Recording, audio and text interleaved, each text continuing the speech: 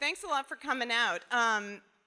I'm one of the editors of PDN magazine, the monthly magazine for professional photographers. I'm one of the editors who each year in the fall goes through about 300 portfolios of photographers from around the world that have been recommended to us by curators and educators and art directors and photo editors and contest judges throughout the year. Looking for 30 photographers who, our definition of emerging. Do you guys feel emerged? Our definition of emerging is they've been working as professional photographers for 5 years or less. We're looking for versatility, different photographers who have really expressed a personal voice and a distinctive style in different genres. We turn it into, let's see. Oh, yeah. So we turn it into a special issue. We turn it into a website, pdns30.com, with profiles on these folks. And it's been in the 17 years that we've been doing it. I have to say that I've learned a lot from the passion of the photographers that we've chosen.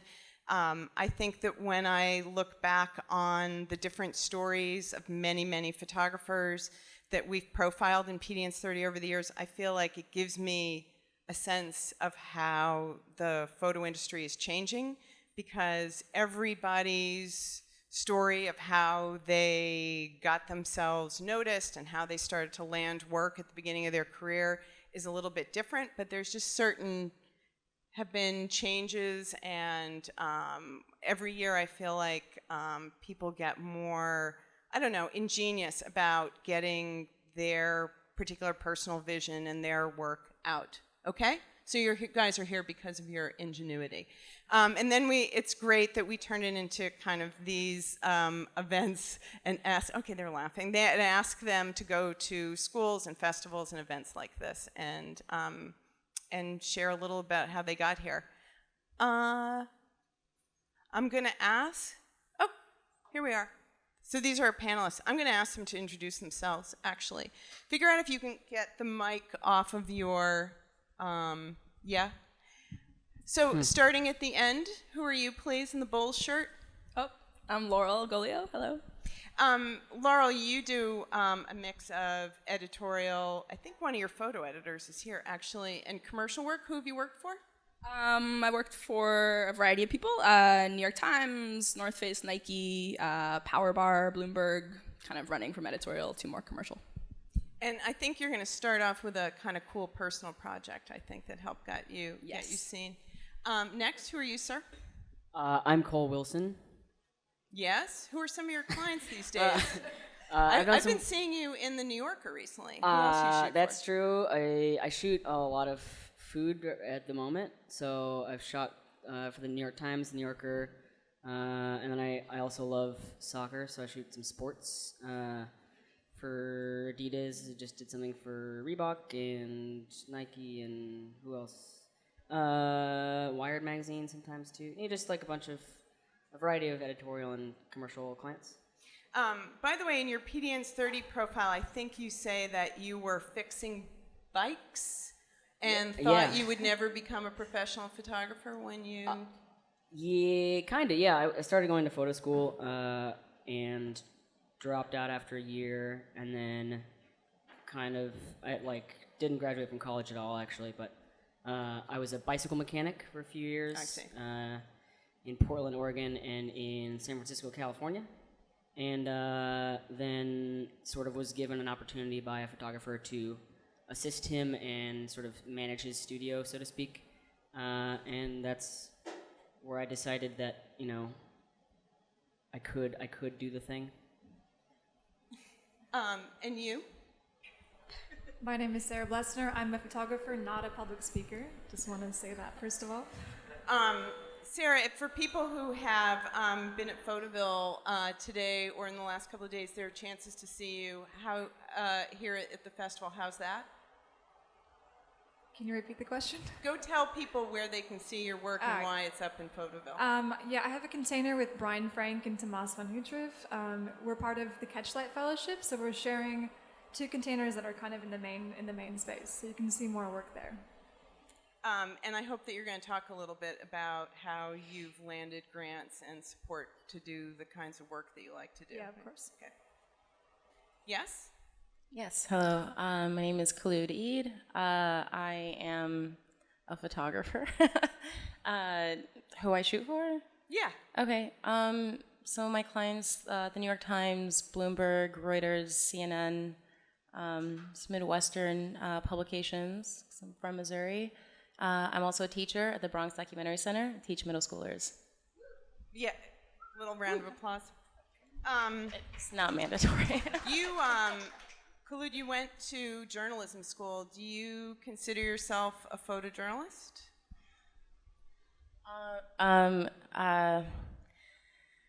Yes and no. I usually call myself a documentary photographer. So I work with still, video, audio, and writing.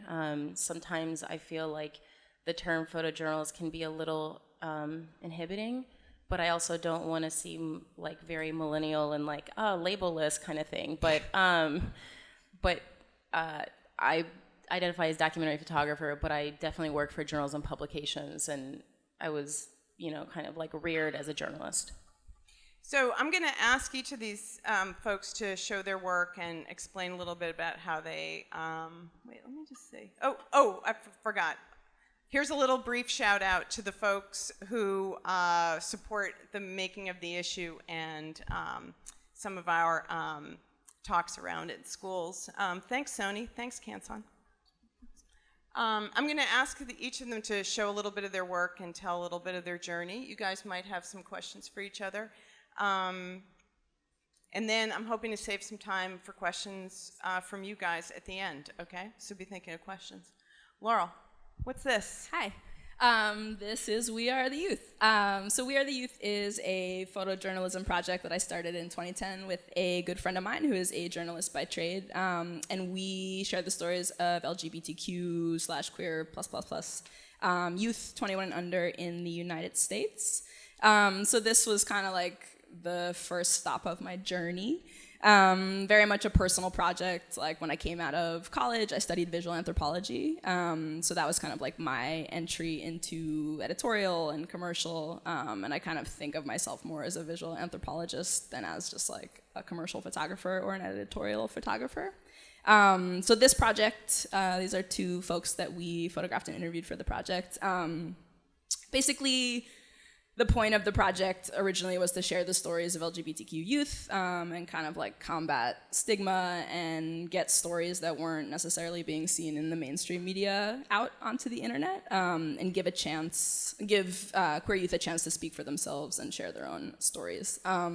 So this was the bulk of the work that I started doing when I moved to New York out of college, and this kind of got me in contact with some editors, mostly editorial. So that was how I started doing editorial, mostly portraits. Wait, because it got pressed because you mailed it to them? Yeah, I think there's like a fine line between like emailing too much and emailing not enough. So I try to walk that fine line and just like, me again, here's another project that I'm working on, or like, here's a continuation of We Are the Youth. And it was cool also because, we got to partner and we ended up getting some grants, but we got to partner with a lot of nonprofits. So I think it allowed me to kind of like keep my brain in that world, which was interesting to me, and feel a bit more like documentary when I started doing editorial. So that was how I originally reached out. So did people see an application in the kind of thing you were doing in your personal work that you could apply to what, editorial, advertising? Yeah, what I think so. First? I actually like to talk about We Are the Youth as like a starting point for all of my work, not just because I'm queer and I love queer youth and sharing those stories, but also I've found that like through my career so far, even like the straight up commercial jobs that I've gotten, producers always reference We Are the Youth, even if the job has nothing to do with queer youth or youth in general. But I think there's like a string, or I try to aim for a string of authenticity through my work. So I think that has translated to other jobs and kind of like storytelling and story sharing. This is some editorial work. So after I started doing We Are the Youth, I started getting some editorial jobs, and those were great and kind of introduced me to editors in the magazine and editorial world. And then one thing that Holly and I actually spoke about the other day was kind of like an up and down of like feeling like you made it, and then you're like, no, I didn't make it at all, and then you're like, oh, I got another job, I made it, and then you're like, I can't pay my rent. So this was like the beginning of editorial work that I started doing, and then I started feeling like pretty bad because I wasn't getting the type of jobs that I wanted. So I think so in 2015, I did a year-long project called 12 of 12, and this was all personal work. And every month I would do a personal project, which was very ambitious and totally nutty, and I will never do it again. But it was a good exercise for me to make work apart from anything that, you know, connected to money or relied on editors and producers, and just try to kind of find my way into things that I was interested in shooting. Sorry, you did it for your self-esteem, to remind yourself why you were in this business, or to make work that could go into your portfolio and send to potential clients? Yes. Okay. Yeah, I definitely did it for self-esteem. I was feeling like pretty low. And also I feel like the work, like, productivity was very much tied to worth in my head and work. So I tried to kind of like circumvent that and make work that didn't have anything to do with getting paid or editors or producers or getting jobs. But what was great about that is a lot of the jobs that I got after that were very much connected to the work that I shot during that year. So kind of like in the same vein as We Are the Youth, I think like for me, personal work has always been an avenue to kind of like reach out to editors and say like, this is my voice, or these are the things I'm interested in, and those have gotten me jobs and connections, etc. But I do have to ask, isn't it kind of a learning curve going from personal work to delivering on an editorial and then delivering on what a high-paying, okay, maybe not high-paying, sorry, but when an advertising client, you know, wants you to like message their brand, isn't that kind of a learning curve? Like emotionally, or? Yeah, and logistically, Yeah, and anxiety all those things, related. like, Yes. you know. Yeah, for me it was very much a learning curve. I mean, I think, you know, because I started contacting editors with my personal work, some of the jobs that I started getting were very much related to storytelling and more kind of like documentary-ish visuals. So that felt a bit more comfortable for me to just kind of like hang out in the space and lurk around with whoever I was documenting, and not so much like a branding of a shoot. But definitely there was a learning curve with the bigger jobs that was like, had to produce a specific thing. This was a job that I shot for Fader on girl skate crews in and around New York. And this was very much connected to a personal project I had done in 2015, which was documenting Brujas, which is Bronx-based, well, New York-based-ish, kind of like feminist collective, skateboarding crew, art, cool gang. So just another example of connecting personal work to. Let me ask, how did you go about figuring out who the brands or publications were that might be into your storytelling visual anthropology? I like to cast a wide net, so I would just like sit down and get real manic on the computer with reaching out to everyone initially, and then I think like naturally over time it became clear that like, you know, I wasn't like obviously a war photographer, like, you know, I think it kind of like whittled itself down naturally to things that I just like A, wasn't interested in, or B, didn't quite fit my style. And then a lot of it was just like late night computer research, trying to find out who worked for whom.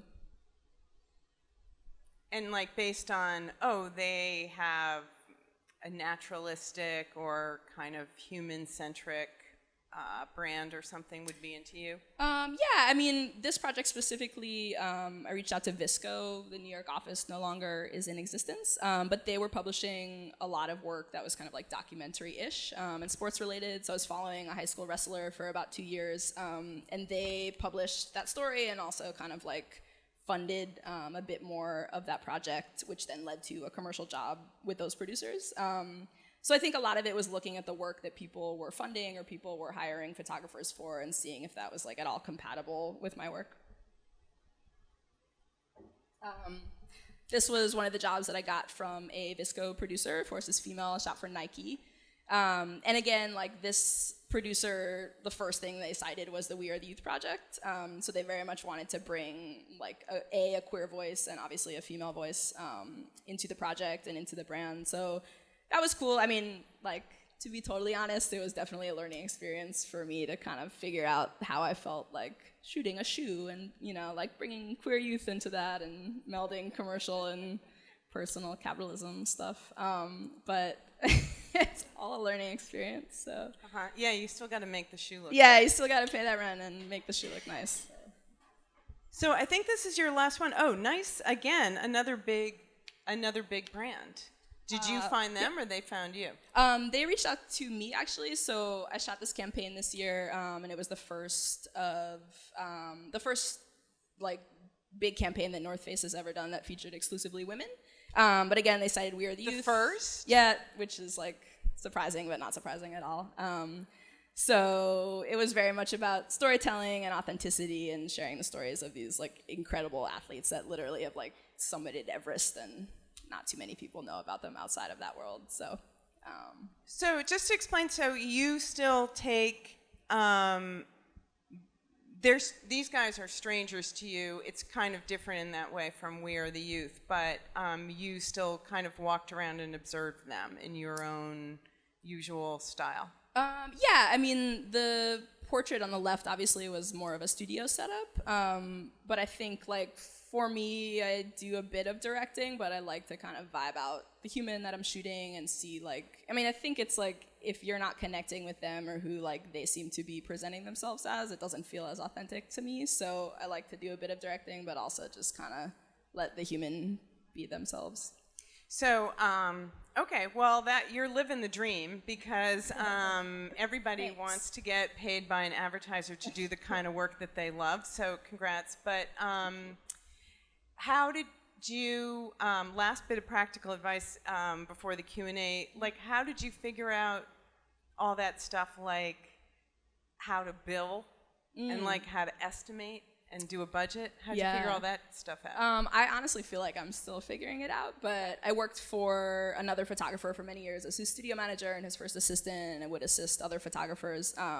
So I think there are pros and cons to assisting for a minute or for a long time, but a lot of what I learned in terms of like the admin stuff about the business was definitely from assisting other photographers, which I think is invaluable. Oh wait, I said there was going to be the last practical question, but so before you set a really weird low fee and lowball yourself and undervalue yourself, you can turn to a colleague and ask for advice on how to bill? Yes, I constantly am texting, like, how much did you get paid for this? Is that a weird question? Or like, is this too low? And I think sometimes, like, I do undersell myself. Like, that's a whole nother conversation, I guess, as like a woman and a queer person and a young person. Or frankly, Laurel, a photographer. Or a photographer and an artist and a creative, like, in this world where people are like, you know, visibility, and you're like, gotta pay my rent. So yeah, I think it's a constant learning curve, and I'm constantly talking to folks in the industry and figuring out like what is realistic and what feels good. Thanks. Thank you. And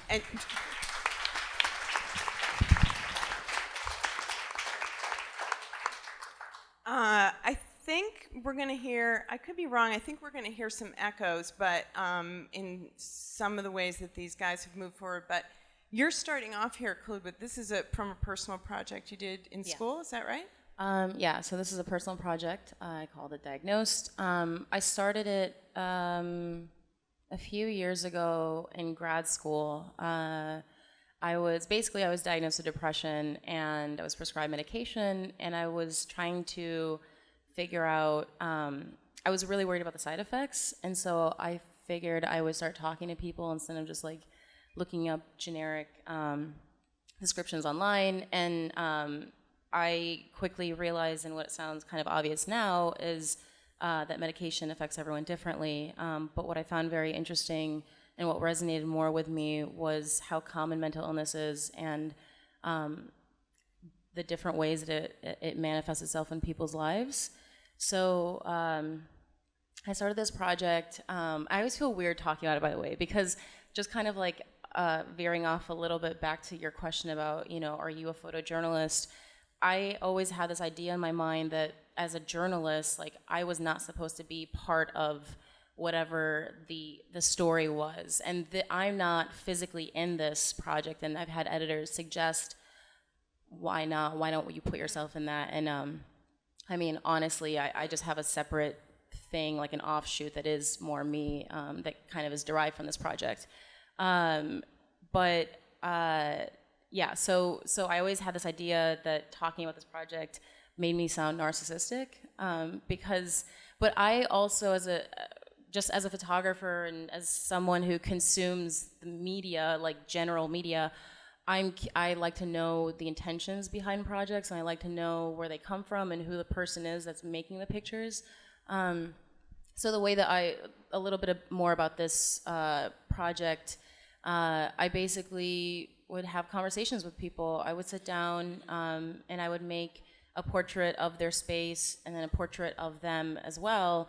And so, you know, it's got this diptych situation here, and little snippets of audio accompany these. Sorry, I didn't send you the audio. I just thought it'd be kind of complicated. Yeah, so I cut the audio in ways that are a little bit ambiguous, but from what I've heard people say, still kind of are elements that are relatable, whether you're suffering from an illness or not. And it's a project that I want to continue working on, and I've been working on it. And you know, I know you and I have talked about style. A couple of years ago, I went to this Gary Winogrand like retrospect in DC, I think, and I remember there was this video on loop of him talking, and he said something along the lines of he wanted his pictures to raise more questions than they do answers, and that again, that really resonated with me, but it felt contradictory to the journalist in me. I was kind of under the impression, at least, that my pictures were supposed to answer the who, what, where, when, why, and how, and if not, then the captions can, carry on. And so I found myself more drawn to images and making images that challenge viewers and try to, elicit something that isn't inherently there. The topics I'm interested in, mental illness or identity, exploring identity, those are not physical things. And so how do you photograph something that is not physically there? So it's hard, but it's something that I like to challenge myself with, not shooting the literal. So that's kind of along the lines of this work, and kind of leading into this after the next slide I can see, because you told me to tie it into assignment work. I'm not someone who I'm not always like reached out to for my style. But I've definitely had editors kind of reference things that I have shot or ways I have shot. And so somewhat recently, it was just a couple of weeks ago, Virginia Lozano, an editor at the New York Times, reached out to me saying, hey, here's this essay by Alison Arieff, and it's essentially about like life and death and the role technology plays, and sometimes it's okay to die and the beauty in that. And I'm kind of summarizing it. It's way more like eloquent and than that. But this is one of the pictures I made for that. She was like, hey, I know you like to shoot black and white, and so that's okay. She didn't give me any constraints other than kind of a tight window of time. She's like, file by the end of the day. And I'm like, oh, okay, damn. So you had to represent death in a day? Okay, good on you. So I went to Manhattan. And then I just went from there. And it's funny because she had suggested, she's like, you definitely don't have to do this, and this might sound kind of literal, but if you want to pop into a cemetery, a graveyard, like by all means. Okay. And I did take this picture at a graveyard. I didn't like any of the other pictures from the graveyard because they felt too literal. They felt too heavy-handed. And I read the essay, and I may have had music playing in my headphones. I was just wandering around, and this was something that this was the picture that it was great because after I filed, I told her, by the way, this is my favorite, and she's like, great, that's the one that will run as the lead, which is always awesome when your editor is open to that collaboration. And she was saying, she's like, I like that it's not, she called it, this isn't me like patting myself on the back, she's like, this feels like a smart image, like it's not so in your face. So this photo and the next photo are from that, the role technology plays in prolonging our lives. And Where'd you take this, by the way? I love this. the Oculus. I heard a couple people. Which, the first time I walked into the Oculus, someone said, it's like you're walking towards the light. But anyway. Yeah, sometimes. And I mean, I usually feel that way just on the MTA. Like, I'm just like, I don't know. That feels more like purgatory, really. But luckily I don't live off the G anymore, so that's fine. But yeah, so and then the next picture too, this was something that the Wall Street Journal reached out to me, I guess last year, saying, hey, we have this ISIS informant, and we need a portrait of him, and Parker, I know Parker personally, and so he's like, I know you like to do some weird shit sometimes, and on your Instagram, and that's cool, like, have at it, we just can't show his face. And so, yeah, it was difficult with him because he was convinced that somehow we'd see his face, and he kept saying, like, oh, shoot me like the Facebook profile picture when you don't put a profile picture there. And I was like, but my job isn't to make you seem like sketchy, like, or, and so we were going back and forth, and finally I showed him, and I'm like, listen, like, you look like a predator here, and he is like, yeah, I look pretty shady. I was like, I mean, this doesn't necessarily like come off as a very positive picture, but it's still, I felt like it gave me a little bit more creative leeway. Again, I'm going to ask you the same question. Did these editors find you, or had you already found them? Like, had you reached out to them before to let them know what you're about? No, I've done a couple of things for the Journal at that point, but when Parker reached out to me, he'd referenced my Instagram account, and Virginia, she reached out to me, probably just because I've been shooting for other editors at the Times, and my Instagram account, I probably seem really like weirdly distant. I have a lot of faceless people on, I don't know, my Instagram account. Right. I found that it's not that I like am anti-person. Like, I don't know. I started to become more drawn to how a person interacts with his or her space, and where they fall into kind of like a bigger picture thing. So, I don't know. Maybe this is going to sound.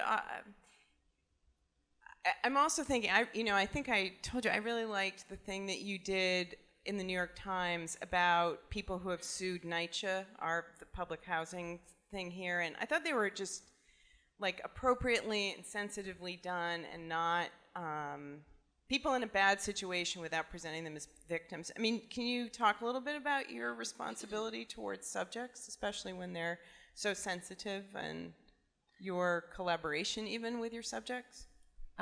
Yeah, I think for one thing, and this isn't to criticize you specifically. I know we talked about this. It's even just sometimes the language that we use in journalism. Yes, I'm sorry. I really tried to remember that. No, I know, but it's like interchangeable. Like, and sometimes like it's just easier to say subjects. But I do think that sometimes even the language that we use can inherently be this cold thing where like me and the subject, you are in front of this like piece of machinery in front of my face, and we're taking pictures, and sometimes it just feels a little aggressive, and I don't know. I mean, I always say like, I don't know. I just try to have conversations with people, and as far as the NYCHA stuff goes, I haven't been. It's not a topic that I have come up on my own. Like an editor assigns it to me. There's already a writer who's been working on it, but you just kind of pop into these people's lives, and you just try to be as respectful as possible, and you just try to be an empathetic human being, and not I don't know if that helps, if that answers your question. I felt that answered the question. Yeah. All right. What's this? This is my friend Whitney. Sometimes I take pictures of my friends. I have friends, not just my dog. I should have plugged Professor in. I know she is in the audience. She's being a good girl. We'll talk about her Instagram account later. But actually, this is going to lead into Instagram, though. The reason I created, I know that sounds kind of ridiculous, but the reason I created an Instagram account for my dog, at first I was like, God, I hate those people. And I became one.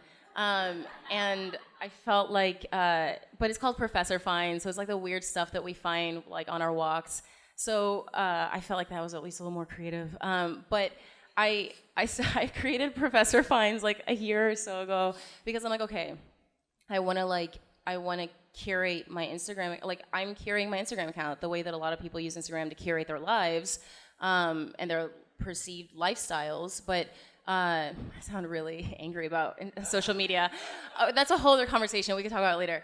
But Instagram is a tool, and I really hate. I even hate what I'm doing right now, like talking about myself this whole time, because I'm not inherently good at selling myself, and I don't like to do that. And but as freelancers, you kind of have to. And so it's like, okay, well, how do I kind of sell myself without sounding like an ass? I mean, I hope I don't sound like one now, but so it's like using Instagram. And so Instagram, sometimes I'm using it to promote recent work I've done, whether it's on assignment or personal. So this is a story on organ donation.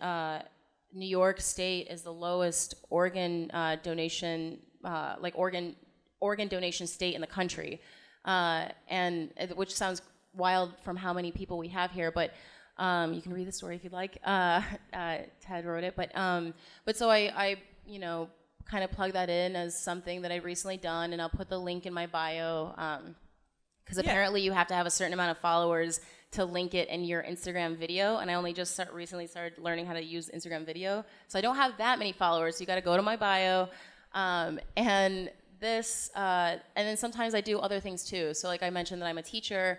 I was a guest curator / editor for Nat Geo's Earshot, where for like 2 weeks or so, I just like engaged with this online community of photographers, most of whom are amateur, and just leaving feedback on their work. And there's a theme, and the theme was identity, and I wrote up the prompt, and and then this is one of the images that I selected to go in the final gallery, and I just kind of shared it on my Instagram to show like, okay, here's some other things that I'm doing, and also to help promote them. But yeah, it's pretty subtle self-promotion. I mean, you're thanking your editors for opportunities and letting us all know about interesting stories, so don't be self-conscious, okay? I don't know if that's subtle. I'm like thanking them so they can keep hiring me, because I gotta feed the dog. I have to feed Professor. So, anyways. So, not feeding yourself. Thanks, Kholood. Thanks.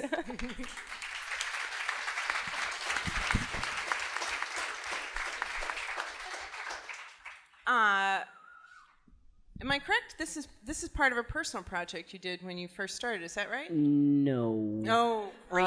What is this? This was something I did in this year, in collaboration with Puma and some other creative folks for a new shoe.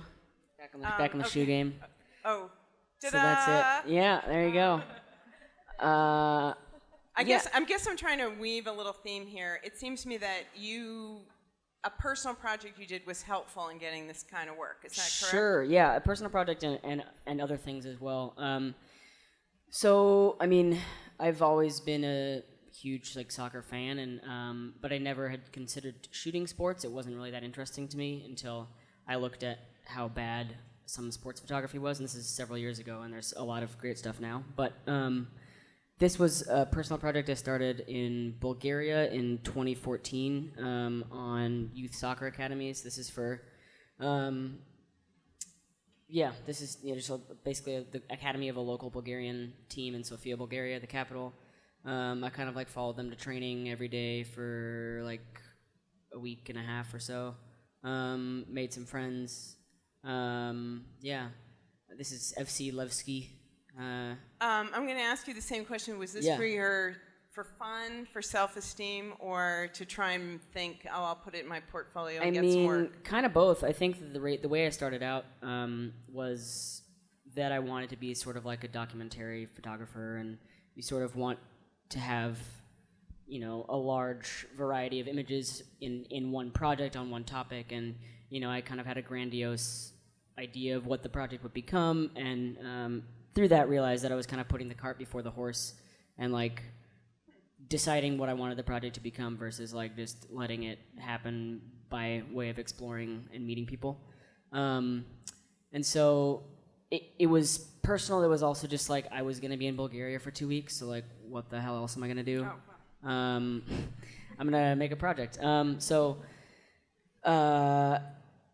It was that, and then also just kind of putting myself into the sort of like soccer, like, you know, football-y art kind of scene, creative community that's here and in a lot of places in Europe especially. But a lot of those places, like, they want photos. A lot of the, you know, publications or brands, smaller brands, they want photos, but they don't really want to pay. But sometimes it's about like taking an opportunity and I guess running with it and making the most of it. But there's definitely a fine line to toe between respecting yourself and your own boundaries and like determining whether or not it's a good investment in your, you know, portfolio, your personal career. So leading into from this story that I did on the academies, and then shooting a bunch of stuff for free, and kind of like questioning life the entire time, I ended up, you know, getting some smaller sort of advertising related work in that field. This stuff is food stuff, which is another thing that I shoot. There's like a kind of wide variety in my work, and that's like kind of by choice, but also kind of by opportunity and just like what's been given to me. And so like, since moving to New York maybe like 3.5 years ago, that's kind of where my like shooting career started, and the Times hired me for a lot of things, which I'm really grateful for.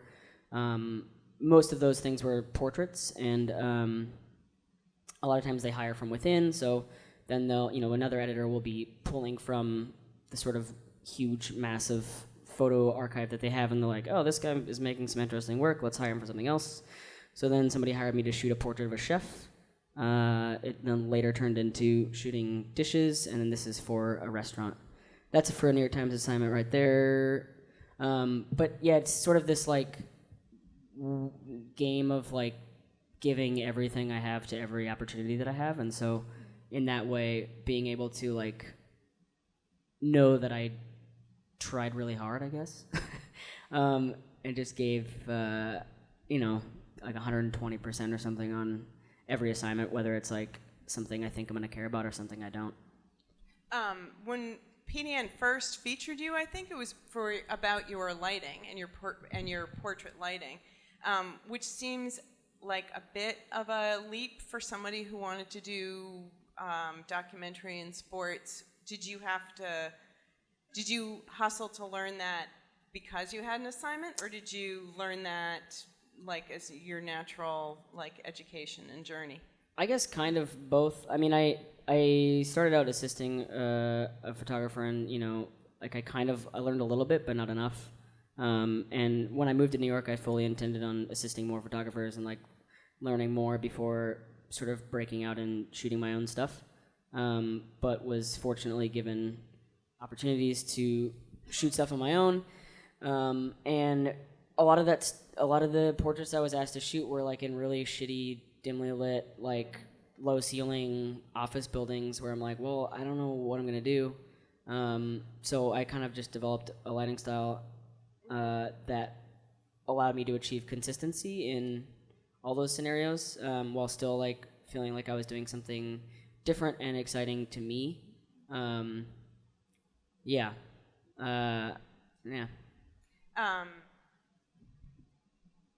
Is assisting? Would you rate it as a pro or a con, having been a first assistant?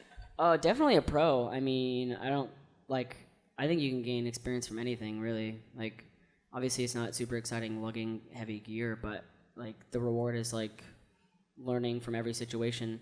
And you asked Laurel the question too about like bidding and like quoting for things. Like I would be nowhere if it weren't for having assisted photographers before me who were also like equally confused, so gave me the permission now to be like, I still don't know what the hell's going on. I don't know, like Laurel and I text about it often. What should I bid for this? Am I getting underpaid? Like, I don't really know. And the answer is like, it's all subjective. Like you have to kind of have at least I have sort of like a, 4 check marks, right? Like, is it good for my career? Am I gonna enjoy it? Is it good money? Or I don't even remember the 4th one, but maybe there's just 3. But then I tell myself like it has to meet at least 2 requirements for me to take on the work, which is kind of silly because like I realistically take every job anyway. So. Well, actually, I'm going to interrupt and ask a question for the panel. Have you guys shot paying jobs that you would never ever put in your book and or show to clients? Nodding. Yes. Okay, I'm not saying you did them for anyone in this room. I'm just asking. I mean, I'm just saying that you do stuff for money sometimes that's not necessarily to your style, but you also sometimes take other jobs that may pay shit, but they work in your style or suit your interests. Yes, I have done that. Okay, right. Sorry. Okay, just asking. And now we move on to Cole's people and food, combining 2 of his skill sets.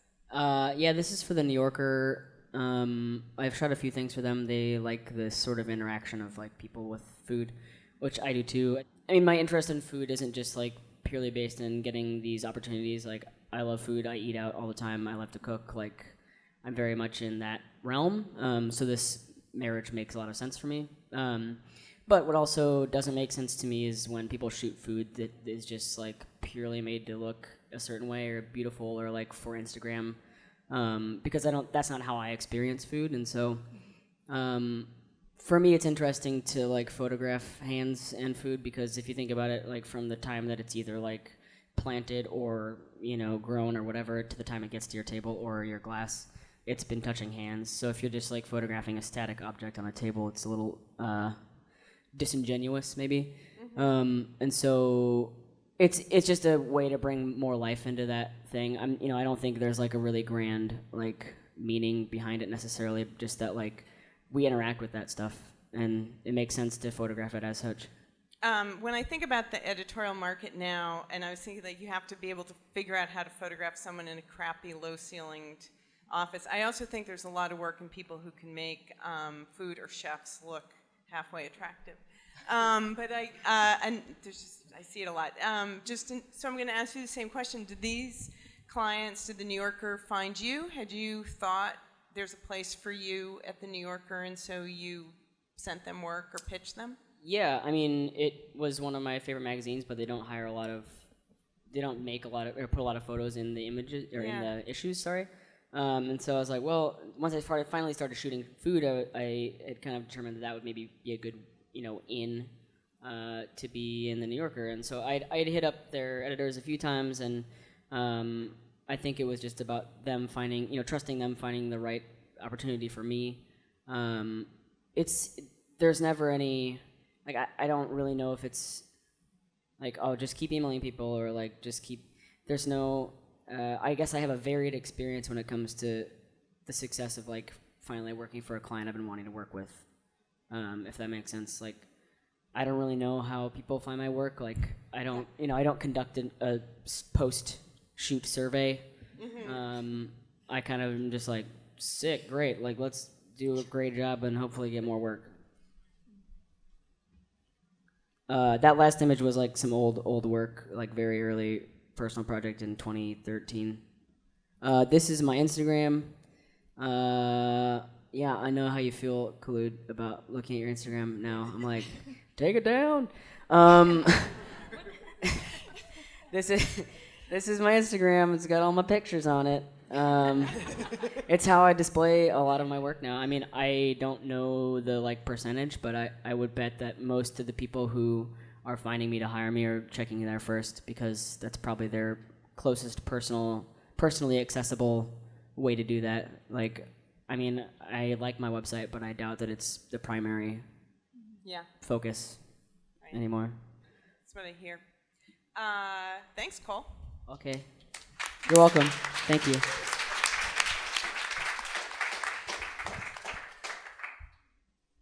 What are you showing us, Sarah? Are you taking us through Sarah Blesener, the early years, I think? Are we starting with this is a project you started while you were still a student at ICP, right? I don't even remember what I put into the slideshow, to be honest. Okay, all right. But yeah, I think it's in chronological order from projects I've done as a student until now, and I just graduated from ICP 2 years ago, so I'm a very fresh photographer.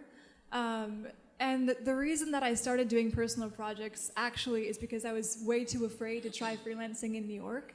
So I'm very proud of all you guys. I mean, after school, all my friends were getting internships or wanting to get assignments, and I was thinking, yeah, there's no way in hell somebody would hire me. Like, I have no experience. I've done one personal project, and I feel just really, inadequate and insecure, kind of like all photographers all the time. So after I graduated from school, I decided to just get out of New York and to try working on personal projects.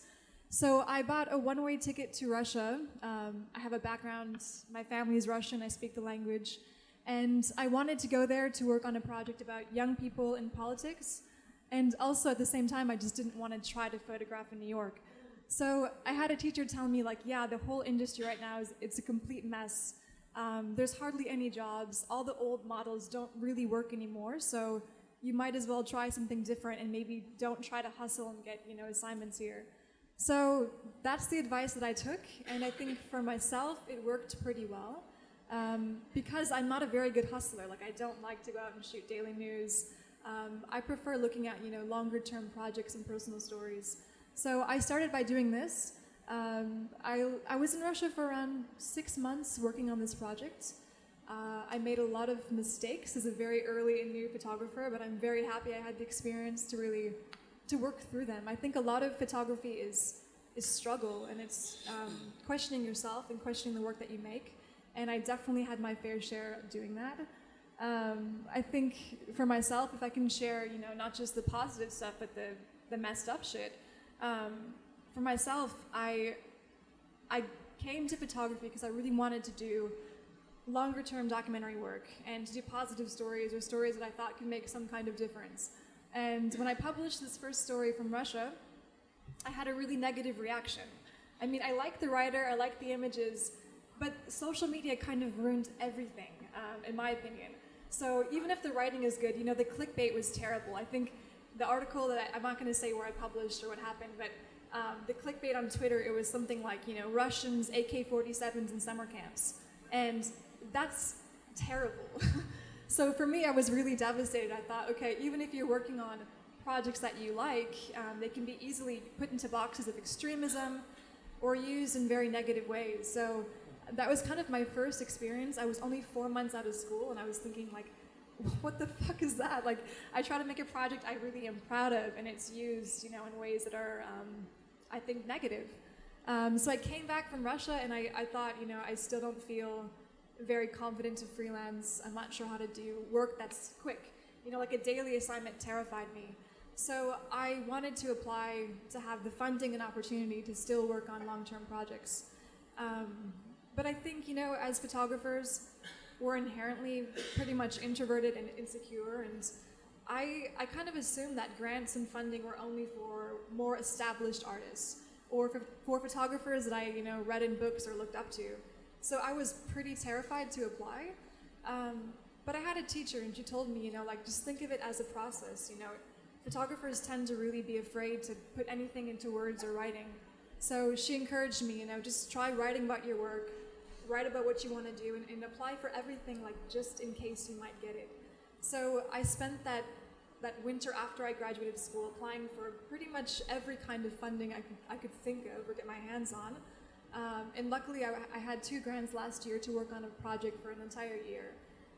But I still wasn't really freelancing or doing daily work. It was still just long-term projects. But this is some of the work from the project last year here in the States. Right, in the States. Yeah.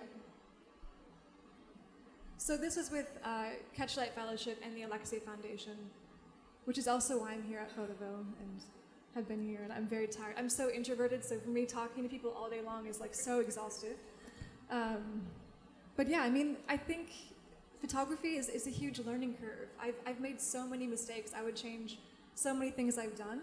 And I think, the first thing I talked about where your work can be used in negative ways all the time. Like, even if you photograph a subject you really care about, when you put it into the internet and like the interwebs and the whole world can have a comment fair on it, I mean, your work can always be used in very negative and bad ways.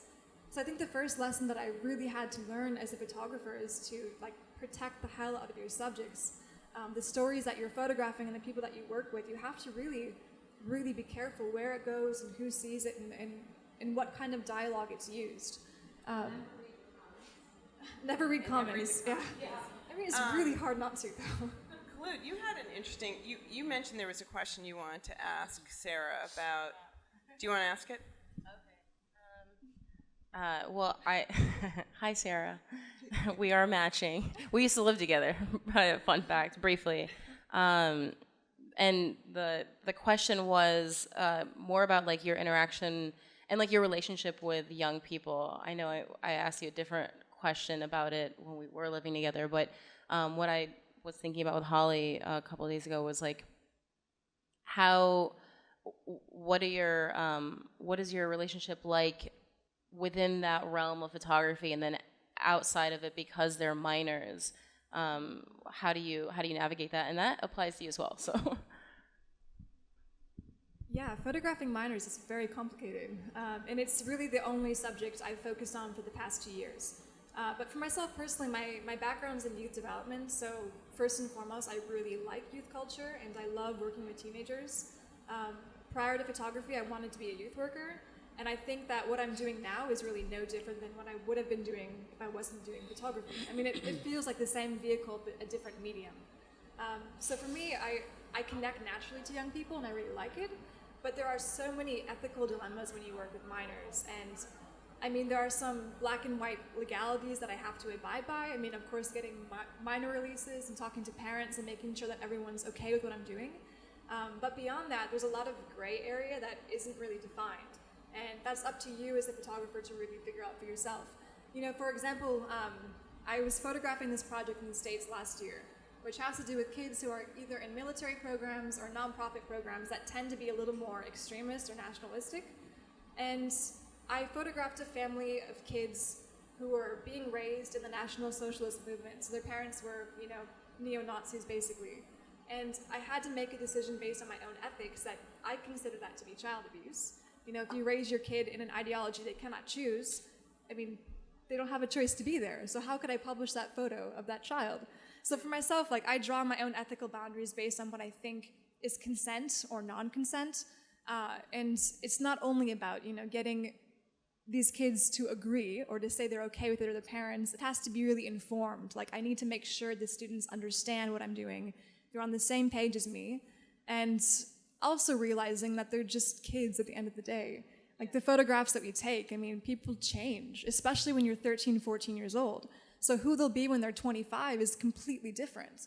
And am I okay with putting their picture on the internet and branding them as being, a nationalist or whatever I want to call them forever? I mean, that's a lot of weight attached to it. So I think for myself, I spend a lot of time prior to photographing thinking about these issues and figuring out how I would actually execute these kinds of projects.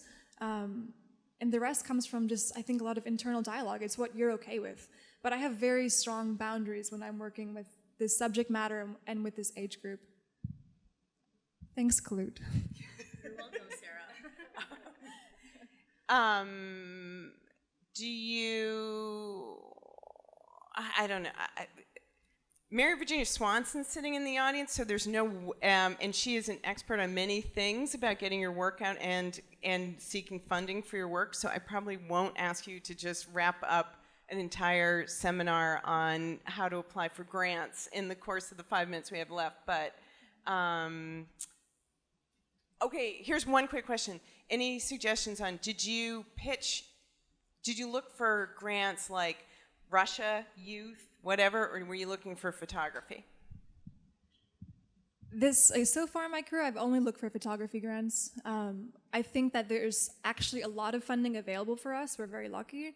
There's not enough, but there's a ton, especially for young emerging photographers. There's a lot of people that are interested in hearing our stories, that are willing to support us and get our work out into the world. So I only applied to photography grants because I'm not a writer. I basically have no other skill set besides taking pictures.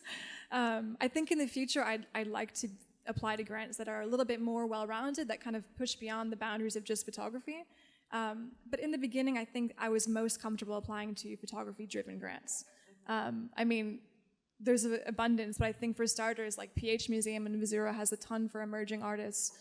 Again, Catchlight Fellowship, Alexia Foundation, like those are just the basics, but there's generally no cap on age, and you can be as inexperienced as I was, like, 4 months out of school.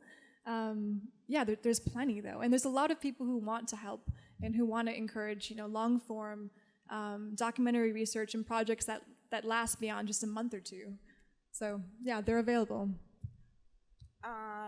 Is this part of the same project? This is all from the same project. Yeah. Okay. So this project I just kind of wrapped up a few months ago here in the States, but it was around a year and a half long. And I'm just curious, have you tried pitching it anywhere where it could be published? And what's that process like? Yeah, of course. Oh. Okay. I mean, the problem I have is, like, generally I feel really unsatisfied with traditional media outlets. I mean, there's nothing wrong with an online story or a magazine story, but when we're doing long-term work, I feel like a lot of the complexities or nuances and contradictions that we try to cover, it's hard to put that into an article online, or a story that's like, 12 slideshow edits. So for me, I used to really obsess about publications, but now I don't care as much. I think, better outlets for work are things like this, like going into high schools and giving talks, or taking photographs into local communities, or trying, alternative ways to show your work to people is far more interesting to me now than publications. But yeah, when I just started, of course, any kind of validation made me feel on top of the world. But for this kind of work, I'm really protective of it still, because it's children and it's very complicated. Yeah. And in my experience, I feel like with media outlets, oftentimes we can just generalize things or make them more extreme than they are for that kind of clickbait mentality. So with this work, I published with New York Times, and I was very happy with how they phrased it and how it came out. Also, it was with National Geographic and California Sunday. So I kind of split it up into smaller chapters that were more... Living the dream, man. Okay, thank you. No, I just mean that for many photographers, they're kind of dream clients, both the way they talk about, the way they present photography and stuff. So congrats. Okay, thank you. Thank you.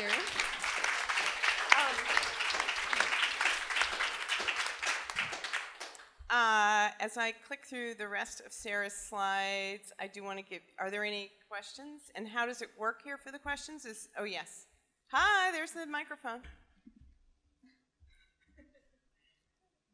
Hi, I actually just want to say thank you, because I appreciate that, Sarah, that you said that grants are for people of all ages, because I am older than you. I actually worked at ICP 20 years ago, and there are probably still some people there that I worked with. So I just want to leave you with a quote, because it resonates with me every day. It's part of a letter that Martha Graham wrote to Agnes DeMille. No artist is pleased. There is no satisfaction whatsoever at any moment. There is only a queer divine dissatisfaction that keeps us marching more alive than the rest. And I think that's something that probably resonates with everyone here in the room. And to hear all of you speak about your insecurities in going forward as emerging photographers is, in a strange way, bolstering to me and maybe to other people in the room. So thank you very much.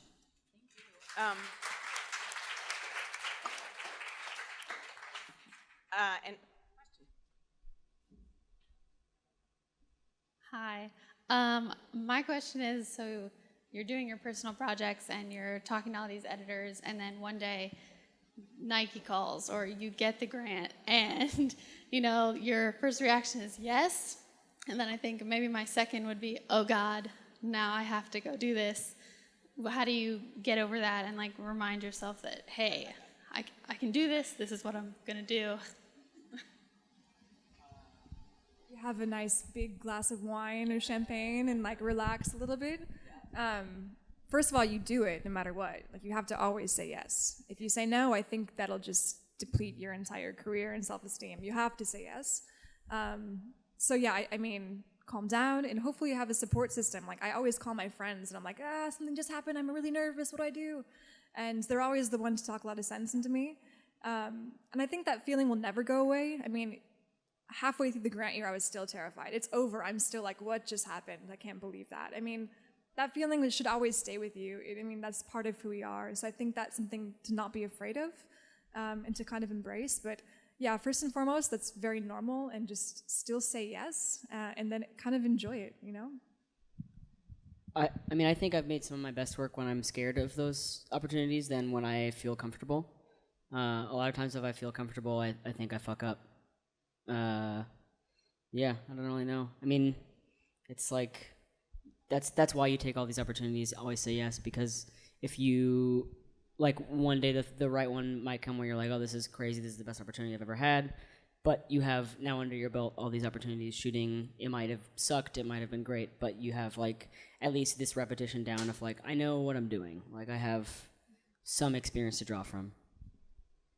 Yeah, I would echo that. Like pop a Klonopin, call your friends, and I think like you're gonna fuck up, and there's something really beautiful in that. And like for me at least, like you fuck up and you keep going and you do it again, and then you feel bad and you feel good, and like that's part of the process. So I think just like continuing forward. I also think that like sometimes now I just tell myself, okay, if they called me for a reason, like not to sound cocky, but it's like, okay, if they believe in me, then I like I can do it. Like, they came to me, so. I forget that all the time.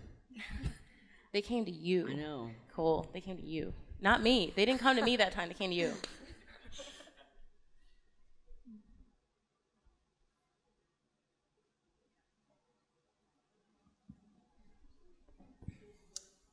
Thanks again. So you guys all just said to say yes to a lot of things, but earlier you also said that you say no to some things. So I just want to know, like, what drives your decision making in what to turn down? Okay, I will point out Cole gave his bullet point list of like how to evaluate an opportunity. Then I also But said I say yes else? to everything. I actually have like something to say about that, because I think a lot of times I've heard photographers say, well, like if they're paying you garbage, like that's an easy hard no. And I think that it's not fair to have that answer all the time, because sometimes there's a huge socioeconomic divide in this industry that we don't really talk about. Like we're talking about the gender disparity and the racial disparity, but we don't really talk about the fact that this is a very expensive industry to pursue, and a lot of us have to have other jobs and sources of income. And so it's not always fair to say, you took that with them paying you that. So I think it's kind of a fine line that you have to balance, where it's like you don't want to undercut your peers and settle, but at the same time, if you need the money, then who is it to stop you? And then also I think that sometimes you also just have to know when to say no for yourself, for your own sanity. Like if you have other things going on, or it's not worth it on different levels, not necessarily monetary, to be able to recognize that. I guess just recognizing it's a privilege to say no to it. Like if you're saying no, that means that you're set in another way. You have enough money because of XYZ. I mean, also just the privilege. Like sometimes I feel ridiculous being like, wow, I don't want to take yeah, this job. But it's right. like the fact that we're surviving as photographers, I think, is something that also isn't talked about enough. And it's so important that like it is such a ridiculously expensive industry, and there's so many prohibitive financial, et cetera, barriers, that like the fact that we're even able to do this professionally is insane to me all the time. So I think like, I don't know, I try to think about that a lot when I say yes or no to things. add one small thing. Yes to all of that, completely. But also, if you're not comfortable having your name attached to it forever, then don't do it, because the internet exists forever and ever. So I think, like, ethically, or if something's just like, that's a shitty person, I don't want to photograph them, or whatever your boundaries are, if you don't want your name on it forever and ever, then say no as well. Should I call it quits, or do we have time for? No.